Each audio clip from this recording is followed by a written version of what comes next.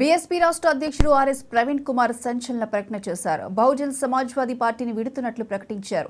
నిన్న BSP BRS పొత్తు వార్త బయటకు వచ్చిన వెంటనే బీజేపీ ఈ చారిత్రాత్మక పొత్తును భగ్నం చేయాలని ప్రయత్నాలు చేస్తోందని చెప్పారు. బీజేపీ కుట్రలకు భయపడి తాను నమ్ముకున్న విలువలకు తిలోదకాలు ఇవ్వలేదన్నారు. చివరి వరకు బహుజన వాదాన్ని గుండెలో పదిలంగా దాచుకుంటానని చెప్పారు. ఈ సందర్భంగా ఆర్ఎస్ ప్రవీణ్ కుమార్ బీఆర్ఎస్ లో చేరనున్నట్లు సమాచారం. దురుసుగా ప్రవర్తిస్తున్నారు అనే వాటి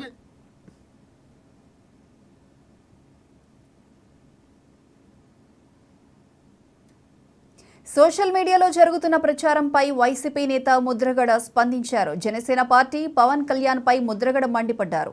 రాజకీయాల్లో మొలతాడు లేనివాడు ఇప్పుడు తనకు పాఠాలు చెబుతున్నాడని, తనకు చెప్పడానికి పవన్ ఎవరని ప్రశ్నించారు. చంద్రబాబు 5 ఏళ్ల పాలనలో పవన్ ఎక్కడున్నాడని అన్నారు.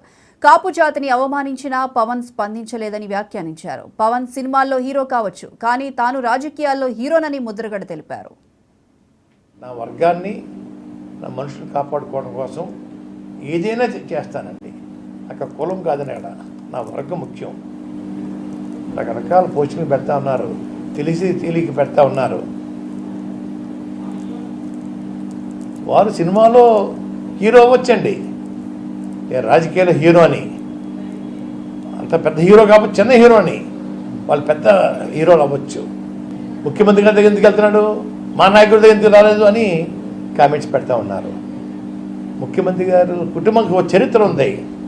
వాళ్ళ తండ్రి గారు రాజశేఖర రెడ్డి గారండి ఎమ్మెల్యే, ఎంపీ, మంత్రి, ముఖ్యమంత్రి చేశారు.